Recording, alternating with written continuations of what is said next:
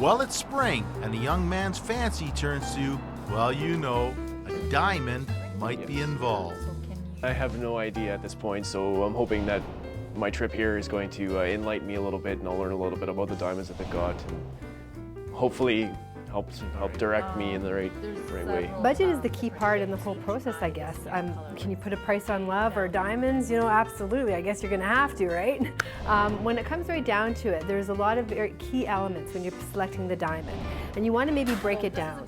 You can, of course, buy the ring as a whole and not pay a lot of attention on the quality and the color and the cut. You're just buying it for the design of the ring that fits the budget. That's a very simple way to do that. But when you're asking about the budget in terms of a diamond, typically there's the 4 C's that everybody knows of. There's the cut, the clarity, the color, and the carat weight of that diamond.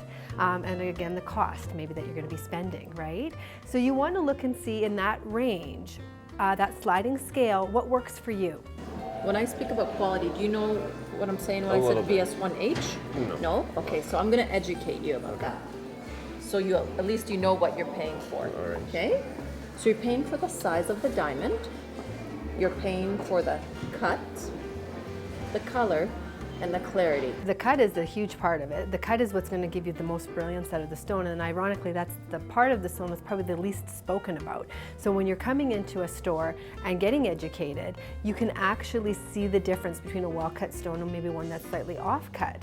But keeping in mind, don't complicate the process, okay? Don't complicate the process. Look at the stones and find a stone that you love. You may actually fall in love with a stone that maybe has a little bit of color to it. Maybe that's what's nice about that stone. You may be okay with that. Or the cut might be slightly off so that you can maybe afford to get that 1 carat diamond. This is a Forever Mark diamond. This is owned by the De Beers. 1% of all the diamonds in the world become a Forever Mark.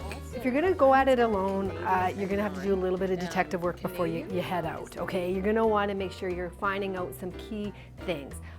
One thing is, what kind of design does she like? Is she more simple? Does she prefer a solitaire? Does she prefer a multi-stone ring? Again, the quality of the stones comes into play as well a little bit. So you wanna find that out. You definitely wanna find out her finger size before you shop alone, because in many cases you may have to special order the setting if there's multiple stones that run down the shoulder of the ring, and perhaps the ring can't be sized, so it has to be special order to fit. Those are some key elements that you want to do before you shop. You have lots of options and lots of research that can be done, so explore your options and put some time into it.